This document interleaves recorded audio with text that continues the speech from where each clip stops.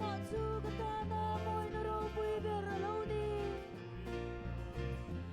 tin ama in alo moi deu deu sela ni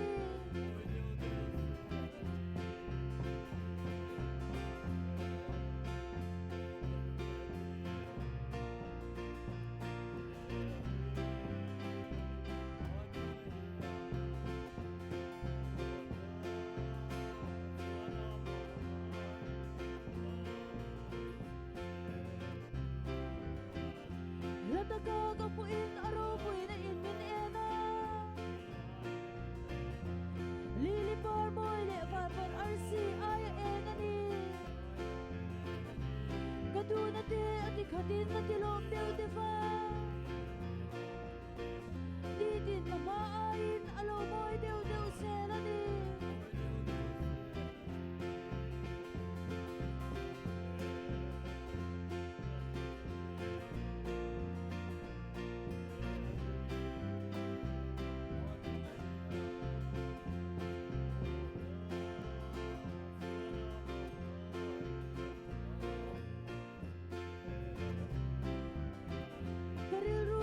so hunin aman min chan pui chi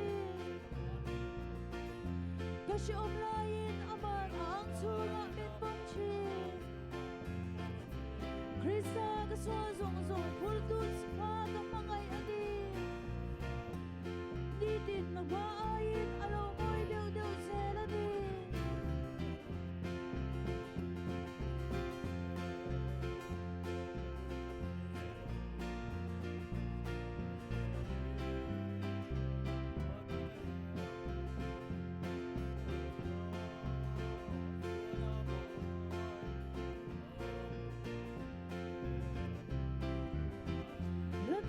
kapuin aro pui na in ena lili par boy le par arsi ay ena ni kaduna te ati khatin na tilom deu de fa ni tin na ba ain alo moi deu deu sela ni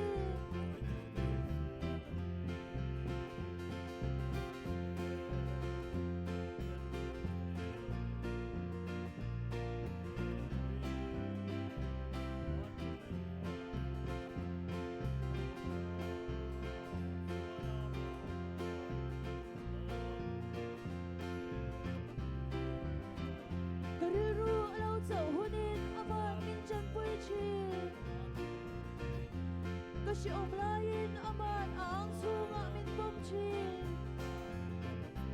Krista ka swa zong zong purtu ka pangai adi di tin mama ain alo moi deu deu sela ni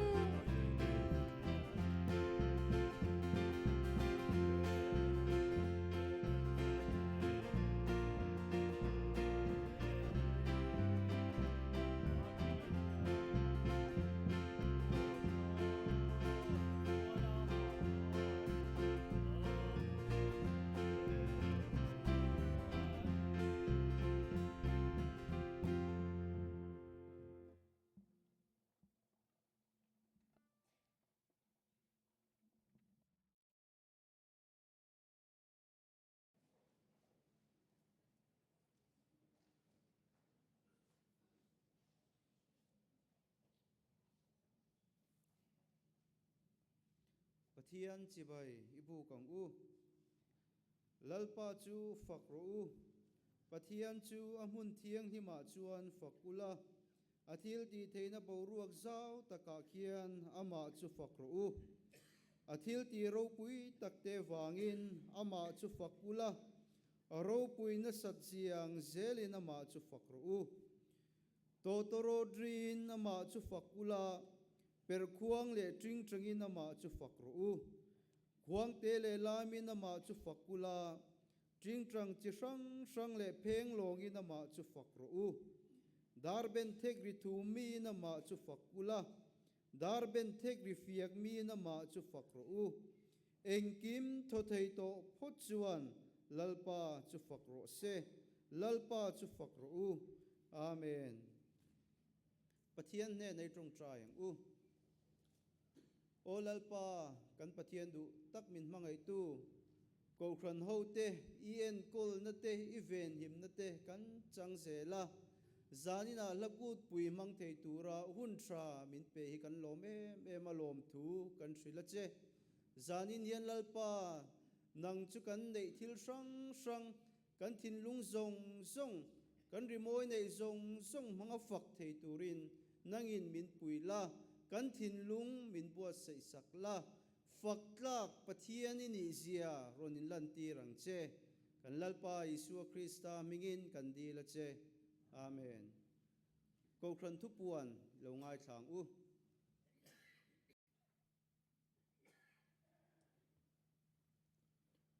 hun rei to takatanga kan thlir kan hlakut pui hun kan lo theng ta a lom om tak zeta e hun mang tura zanina ron in khom zong zong te kan lalpa Isu Krista mingin chibai kan buk chewa e hlakut pui hun lok taka kan man theina turin ko san ho te rang le zuali langin na thang e kan in khom hun ruat te ngai thaila zain kan in khom min hruai tu hi pro pastor arlal nunzira ni a tran tu pi cross thangi zai pol masi sangati solo pilal thamuani nula arlal hruai tuangi estel lal ram kimi lal muan puya zo than zuala group zai ko than pawalai group guest artist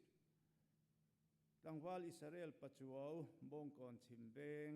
ani hian hlapani nei don ani zai pol new life fellowship nenga kan guest artist tangwal Israel pachuau khongai takin nakin ading don thona thut mun atangin handing sela le alom ome ramhlun ko thanin kan lo lom chia kan lal pai Isu Krista mingin chibai kan buk cheni naktuk pathian ni Puitling Sunday School tran tu pi lal rim tui bial sarina nianga naktuk Sunday School a hian Puitling Sunday School a hian endowment fund chungchang riat tir thar le na le soi fia na ngai thanga soi tu reverend thangzawa endowment fund committee chairman ani ang naktuk chanu dar khat le chan ve a kan lakut pui kan chun som lenga praise and worship hun anianga chairman upa siwan lal moya tran tu pu arlal rema enga praise group ten hunan manganga kal hruai tu upa zo muan ralte solo tlangwal rem sanga guest artist nula h lal rem ruati chan mari duet pilal rin diki to chong le nula f zo sang liani naktuk zan in khoma hruai tu upa arel than moya chairman music light and sound committee thucha toy pastor zedilal machuana bial tu pastor solo pi melody zo than sangi le tangwal joel vil chan chua duet pu thang lian tluanga le nula lal ni pui guest artist nula cindy lal than pui tlang nuam group zai ko than meche group zai pol bial zai pol yang kan lakut pi chunga zai hruai tu tu tei khuang pu puar kelal pakomale puar lal thiang hima la hril tu te nula islal thleng liani le nula lal ram siami musician pianist pu pisilal rem ruatale pu samuel lal din heteral te guitar tlangwal silal pek lua bages tangwal si ruat fela bial thumna control room le sound in charge K3P sound and instrument subcommittee praise group te leader upa zo muan ral te member te pu thang lian tluanga tangwal armal som tluanga pu edi zo nun moya nula rin siami nula h lal theng liani nula h lal mangai zuali le nula grace lal nun puite ni ko san mei chiaten lungchem ko san Christmas man natan cheng sanga pea lom om tak zet zetani naktuk pathian ni hian theological college BD third year le second year zilai pakuate field education in kan ko hran an ron tlo do na zing nga an lo thukanga helaya kan ko hrana tuk thuan an eyanga chung lo mi khwal tu tur te chu upan hian manga ina dodi lalram thara bd third year thlenganga upasi ka moi ina es pau khanlal vai phei bd second year upasi wanlal moi ina malsom dong zuala bd second year upa hlal biak tluanga ina lal hmangai zuala bd second year upa vial hming thanga ina Emmanuel lalrin omathiang lai bd third year upa hb rang chuana ina lalrin puya bd third year upa rl thanmoi ina remruat phela bd second year upa zomuan ralte ina lalram muan pui bd second year upa rang lo ta ina hl ram liani bd third year thengdonani kan biak in ceiling hi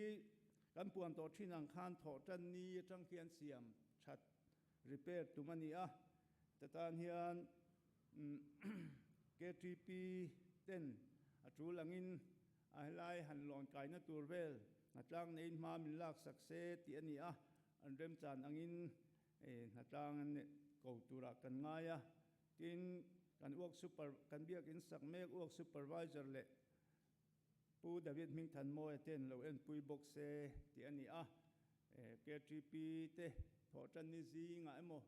rem chang ti huna na tang nei tura be sei anni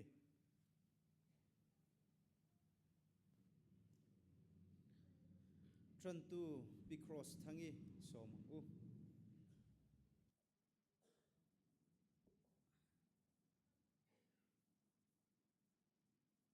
zanin special program ke te lul tan to min han ruat the kalom tak zet ani ti kha kan soi masadua ka in bua sai na pakhat jok chu kan chairman in chair tawa adang mun ni ami pathian thuilo ngai thlang u sam za pathum na chang khata tanga chang nga ilo ngai thlang u o kanun na lalpa chu fakla ka ko chung om zong zong te u ming thiang lim chu fak ro u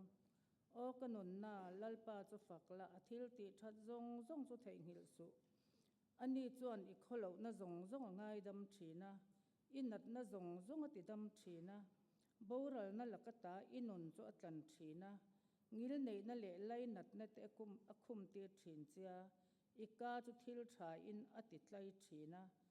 chuti chuan itlei rol na chu mu pui anga siam tharin om le thin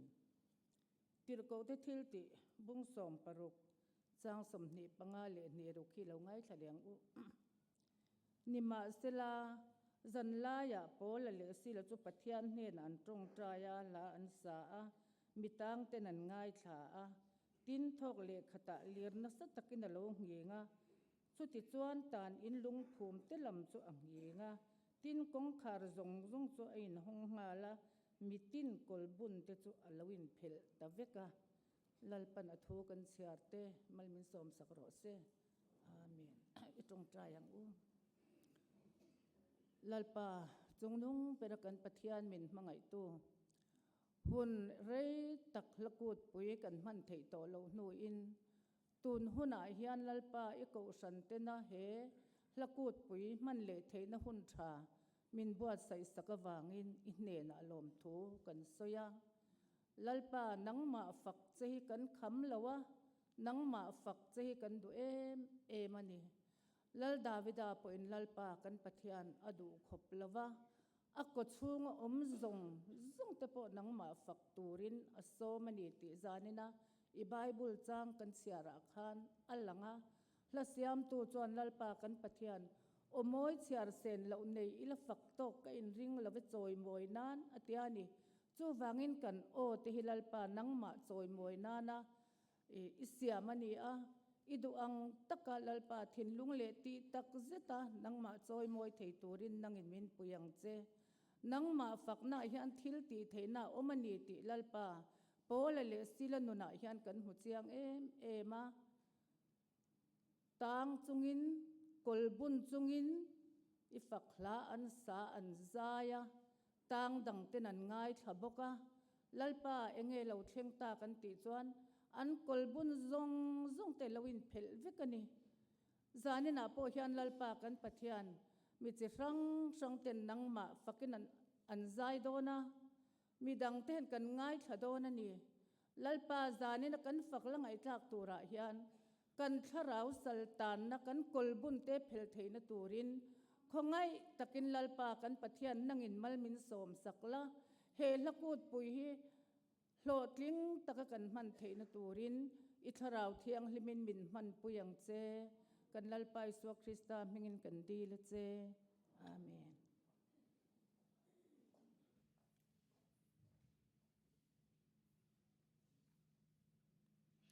kan za pathian kan choi moi nan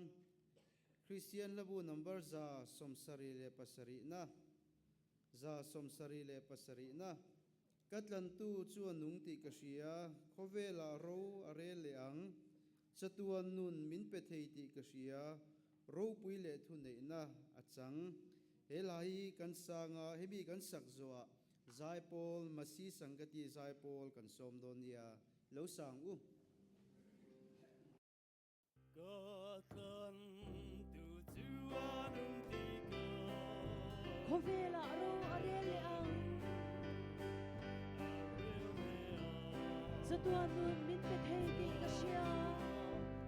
min pe te tika ro pui le thu nei na achang ina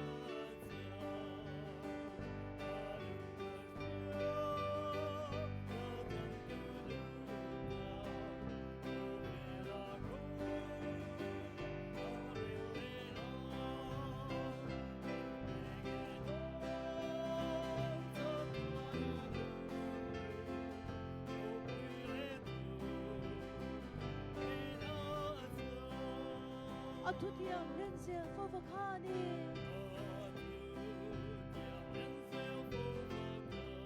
min tiang thon doi lo ti ka hria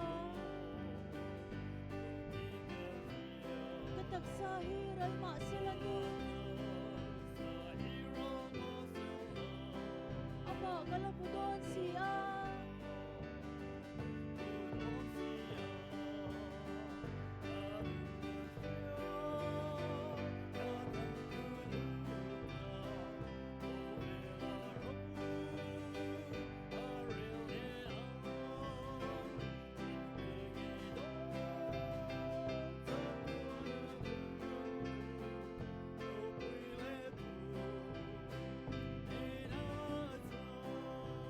Katon mun min siam sakti ka hria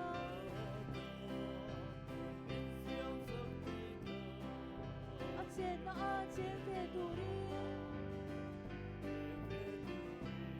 o avamak em min pangai na alo kal don min choi turi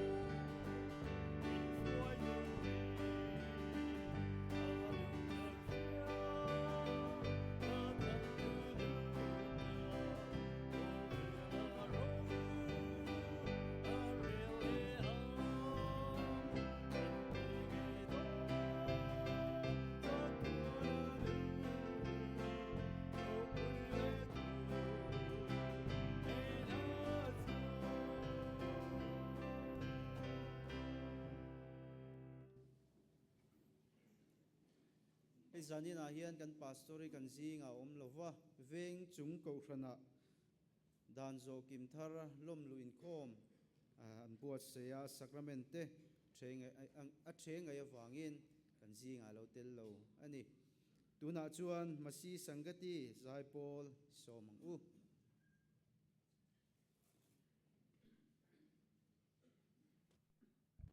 lagan sakmain zana hianin klem han choi lo kan duan kan ko shana hian masi sangati noya hian hindi le call fellowship kan oma chumi te chun zanina hian a combine in lagan sadona zanina hian hindi lagan sadona masi sangati ai manglo te pon kan hriat tlang lon tur santos umar ha ti lakha kanon sadona amai ro chu zanina kan member te hi call le vai te le mizo in chopol kan nia kan call unau te le kan vai unau te po hian pathian fakla ha an zanya kan sak tur hi an sangai bik lova call unau te phei chuan alampon lam thiam chia lo mai thea chen phei chuan tiang chu ni atin kan vai unau te po mi pangalai rong kal thea an ni po la sangai lo ten ni a kan thiam ang tokin pathian fakna karon zai chuak don ni ti kha kan soima sadua chu ti rual chuan report tlem kan pezok dua masi sangati te hianin October ni ni khanin one day crusade kan kaushana kan neya chu ta chuanin baptisma changmi som ni le paruk lai kan nei thea tin bial huapin ramhun pastor bial huapin home crusade ni som thum pakhat October changa November ni nga thleng khan kan neya kan kaushana hian zanli kan hmangboka chu ta chuan mi pasari in baptisma an changboka alomom kan ti hleya zanina chung kan baptisma changte zinga mi tele ama Christian lo ni sa to tenen tiang chuanin pathian fakna thla kan on sachuak don ni ti kha kan soi dua zanya kan saktur hi athu om zia tlem zong kan bolu tuk lo nan kan soi lo ka nge lali suai fakang u kan suwa zong zong min silfai saka min chandam awangin na satakini fakang u he khovel shom taka suwala wangin shom taka suwala wangin kan wak bo ma se lali suan min mangaya ka suwa zong zong atleng faya lali suwa chui fakang u he khovela limna kan zon chuan shemna kan la chap don sia ke chu wan rama hlim takin lali suwa fakin lathar ka sang ti ani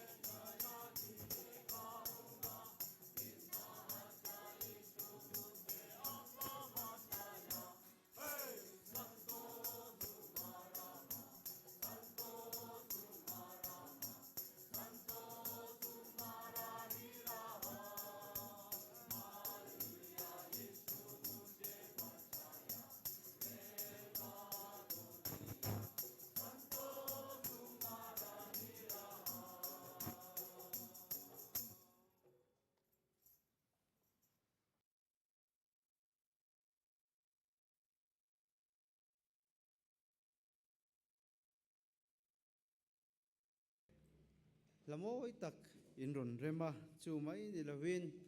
in rong bol na in rong bol sakate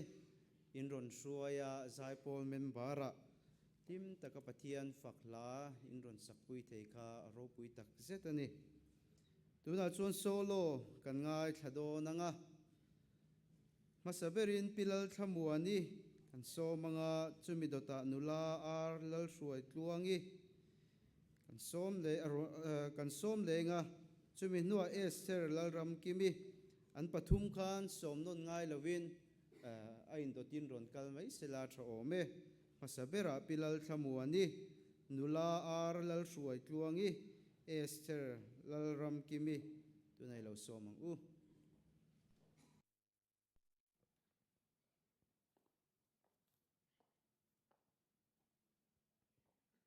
lal iswan na ti la kan sang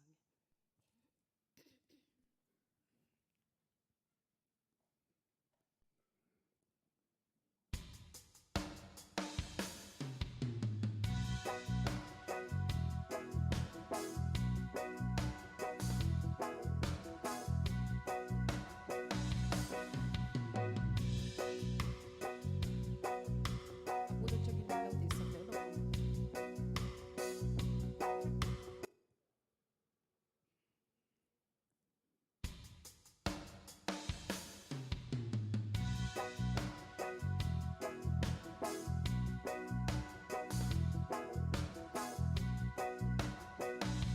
iswan na ka buhay na kathena kamang an le lu ngay na zong ne anen kathen hu swan kyang ye iswa chau min ma ngay tuani lali swan lali swanena ka khen nghe yang ka purit song su ka ta na rit lua he ka swal pur hi I swa chau min ma he tu ali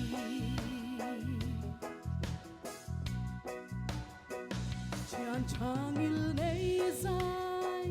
đam mi xuân na cả buổi na zong zong để cả then na nên cả then hun xuân na kia nghe yang buổi na lệ lu ngày na chung quý gì lali xuân na lali xuân na ka khen nghe yang ka purit song su ka ta na rit lua he ka swa pur hi I swa chau min pui hey tu ali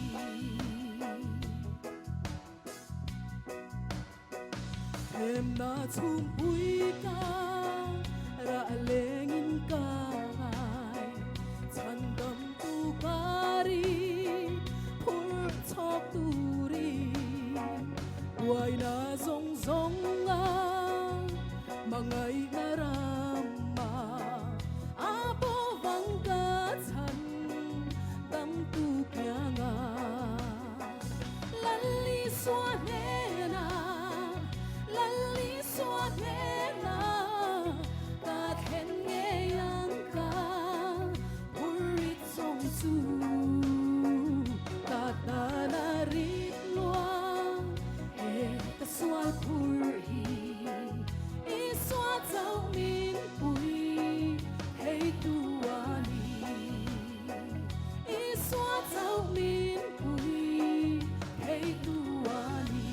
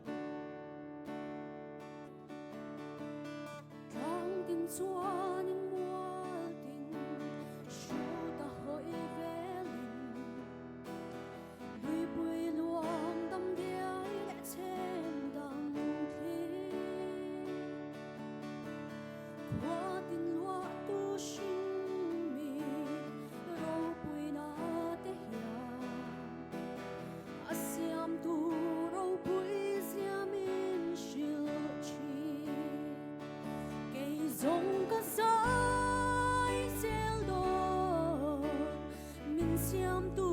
fakir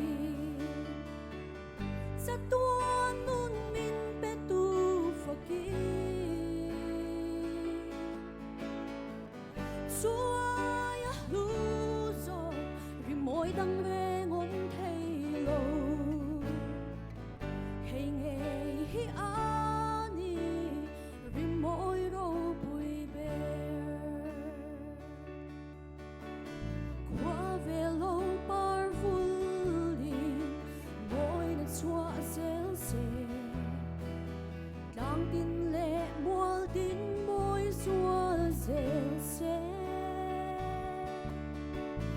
thinh tin par vul sual se sham thiam tin na reng po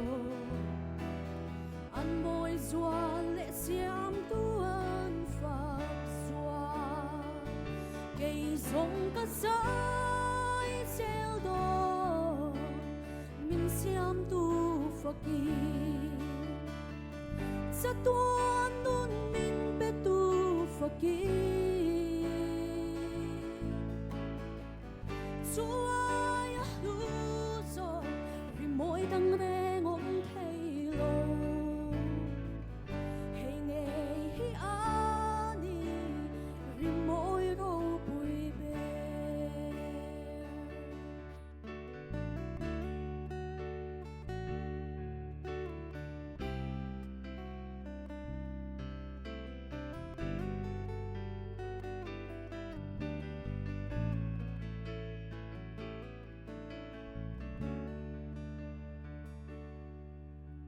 Shin mi thiam na fin na zong tên nei la soi môi na lẽ râu bui na zong nên nắng soi môi na tal thei em đăng cả tháng lâu nằm phật thei sẽ hi cả du bere cây giống cả sai sel do min siam tu fakir sa tuan nun min pe tu fakir suai a lu zo ri moi dang reng om thei lo hei nghe hi ani ri moi ro bui be cây giống cả sai sel do min siam tu fakir sa tuan nun min pe tu fakir suai a lu zo ri moi dang reng om thei lo hei nghe hi ani ri moi ro bui be suai a lu zo ri moi dang reng om thei lo hei nghe hi ani ri moi ro bui be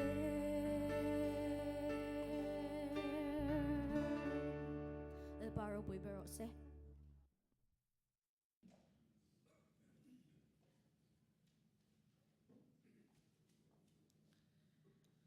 solo kan ngai thak chun zom le anga lalmuan puya le zo than zuala so manga anni an zai zo hian group zai ko khran pawalai group te ron zai ve ngal se tuna lalmuan puya som u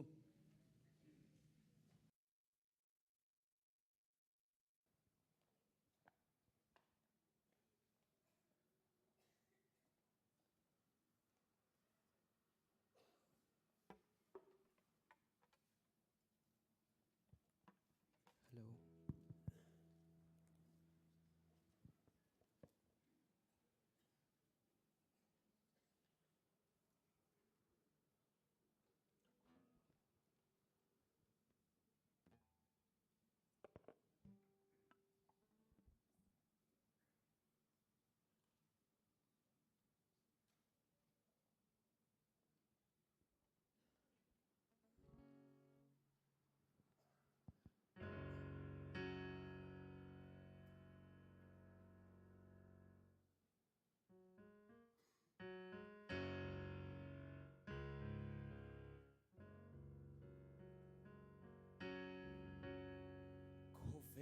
la môi na lẽ nôm sắc na te khi ra hồi kiri thì na turin o ka kong nga lâu kha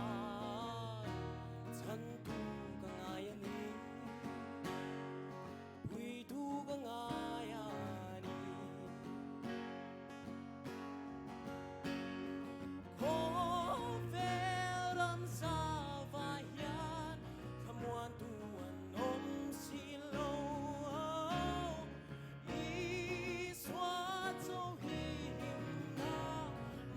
Chan na du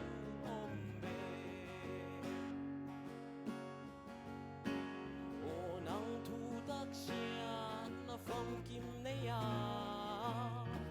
xuan le chia anun ilal ba ne na o lo kir le ngay dam na fan kim om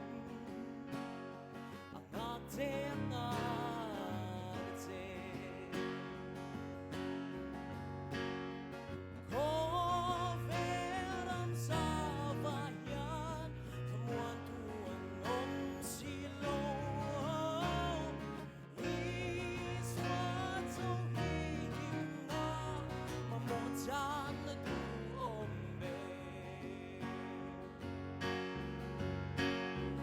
tui phong sin cara ya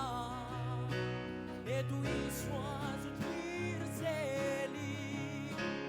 ne au cross cara swa tuani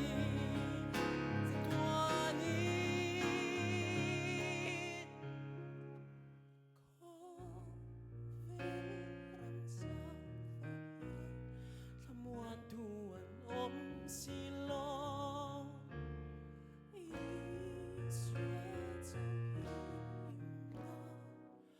mo chan du ombe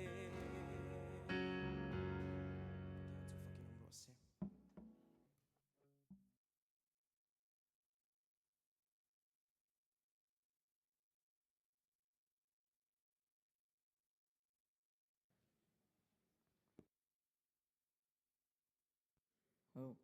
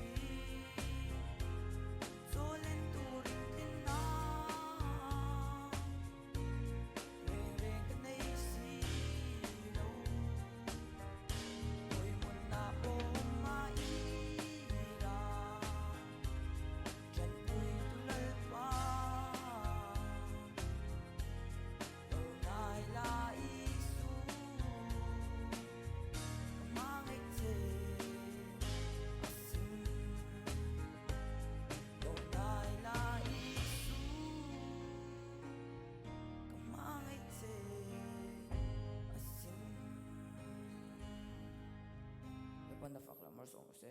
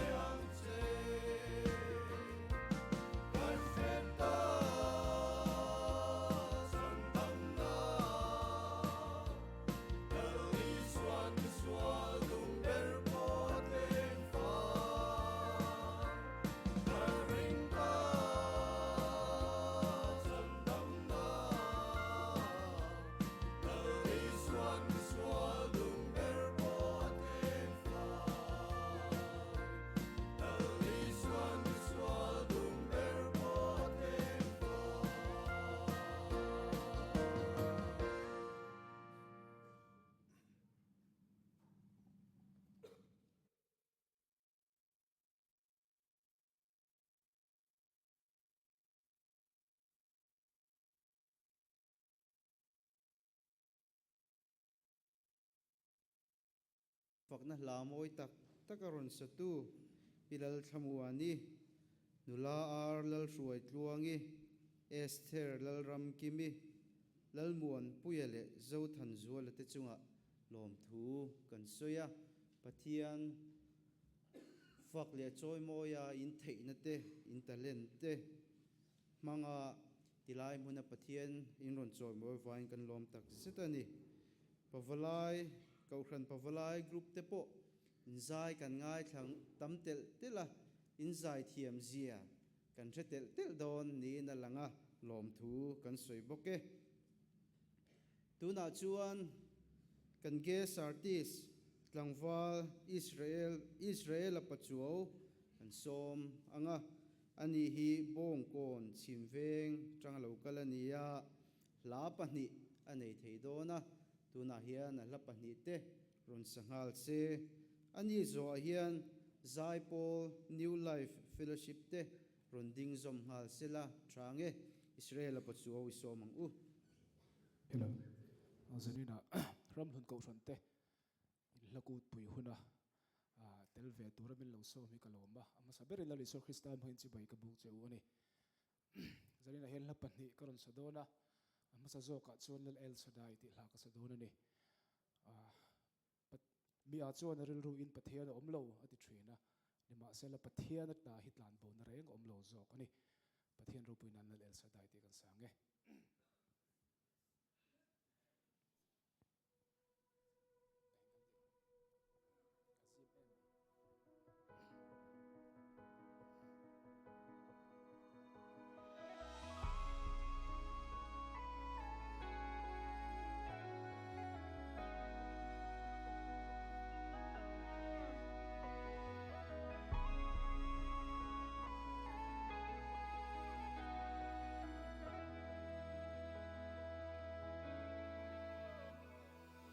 lal el sadai ka ngai a che chak thang chin le mara kol kil theng po i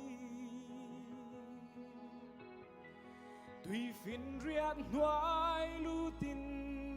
nang ilou om si ô không nghe cái lan bờ vắng lan bầu na reng ôm lâu em tình nghe lal pa nang ma hian an lan bầu thin an chiat lâu na in chia tir dễ lăng dễ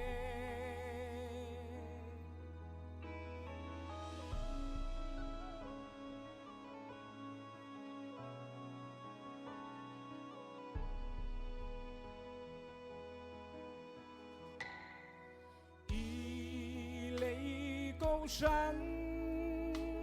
ăn nguy dâu ta em na thi pui le suan se tan ra la lia ron in la le langin o kalal pa o không nghe cái lan bờ vắng lan bầu na reng ôm lâu em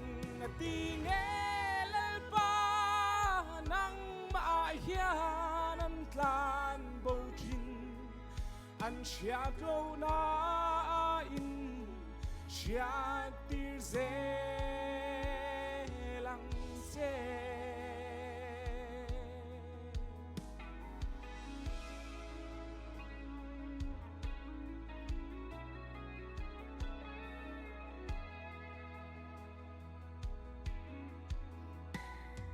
Salem khopui kapan lai ka theng zo do ne mo o ka chan dam tu min ron shuai le langin o kalal pa o không nghe cái lan bờ vắng lan bầu na reng ôm lâu em ti nghe lên ba nắng mà hiền anh lan bầu chín anh chát lâu na in chát tir ze lăng chê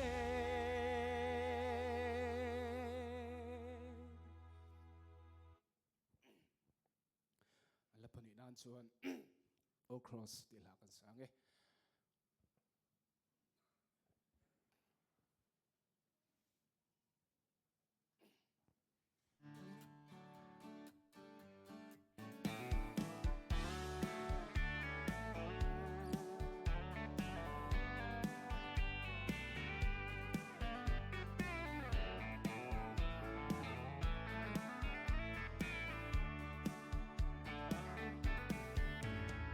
cross thu chu bo rel mek tan chuan at na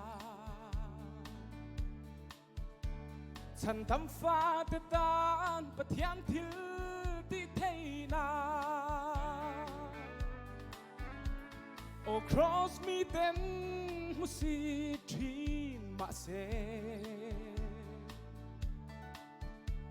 min choi sang tu ka chuang se phô vắng chê oh cross và thian thiêu ti thấy na oh cross cả vắng ai sáng chê an chết đông thính Krista thì na chu thì na lal pan min puan sakta adama mi shina chuli khai oh kho sang ngay chuan min ti boral ta si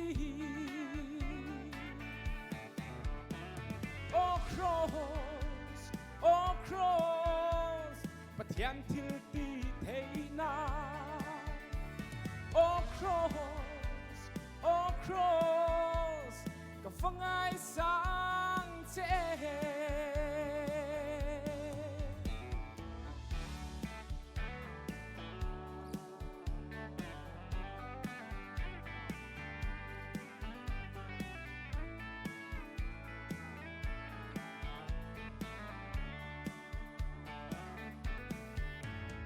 Krista thi na thi ve to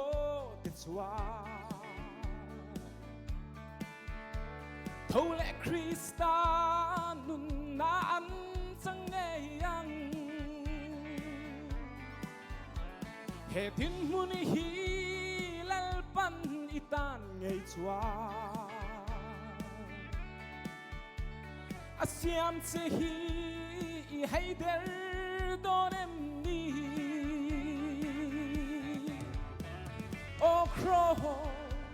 oh cross pathian thil ti theina oh cross ka fangai sang che oh cross pathian thil ti theina oh cross ka fangai sang che oh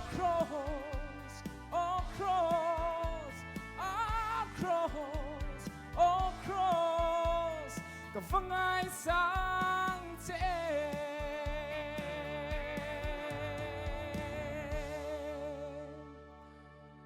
nel panafaklat mal sobra se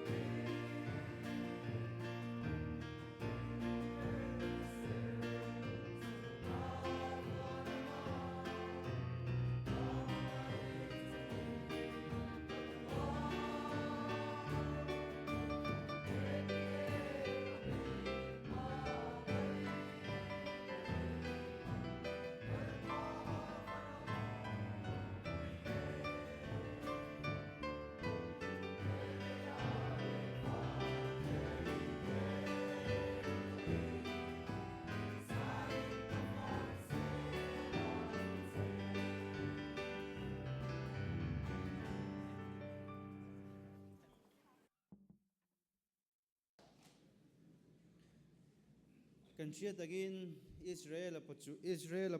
hi tunlai kan zai thiam te zinga zai thiam som lo tak program nga ber te zinga mi ania zanina lakut pui kan manna pathian fakin aron choi moi theya kini na zai kan lo ngai thei hi kan lom tak zetani chu tiang bokin New Life Fellowship zai pol te po zai thiame kan lome kan za pathian kan choi moi nan Christian labu number somsari le pakuana kovel lom nan lo kala lein alal lom se thinlung tinin mun lo kian se leile van zai ro se van le kovel te zai ro se ti hi kan sanga hemi kan sak zo lalpa trong trai na manga trong trai in kan in khom kan chin to don nia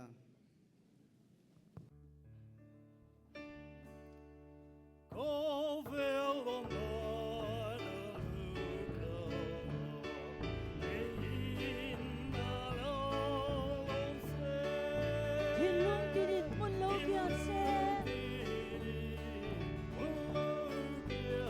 leile van sai ro se van le khovel te sai ro se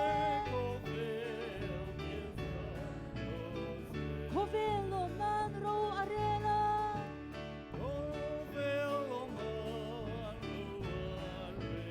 mi den sai in phok se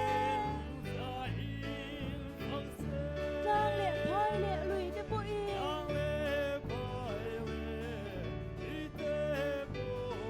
an lom la non ro se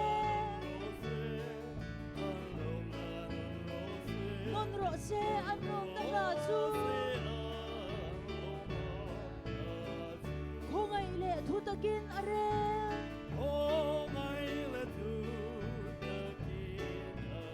namte an lo tin chwa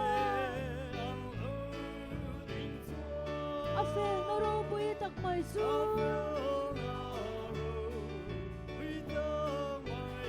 a mangai na lu su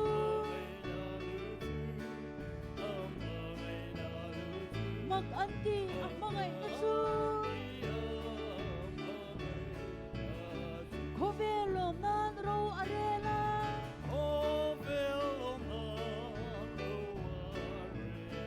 mi den sain phok se tang le phai le lui te po i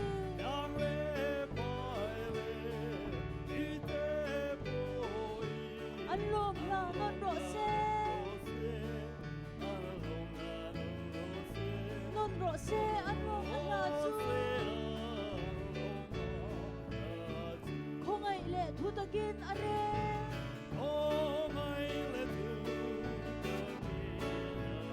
namte an lo dik chwa a fel na ro pui tak mai chu a mangai na lu su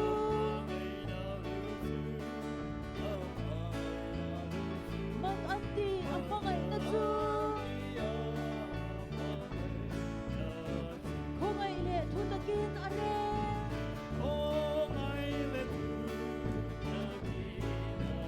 namte an lo dik chwa a fel na ro pui tak mai chu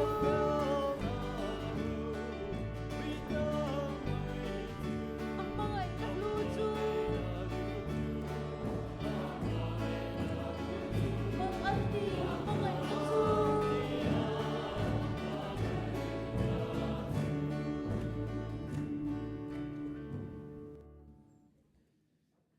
i trong trai ro lang u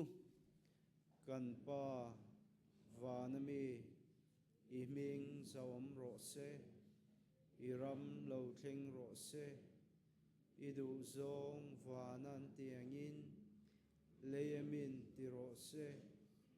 ni tin kan ei khopin cho min pe ang che kan chunga thil ti sual tu te kan ngai dam angin nang point kan thil ti sual ngai dam ang che sual tu ra thlem na min hruai lut chuang che mi sual laka chuan min chandam zo kang che ramte thil ti thei na te ro pui te chatua nei tan sia amen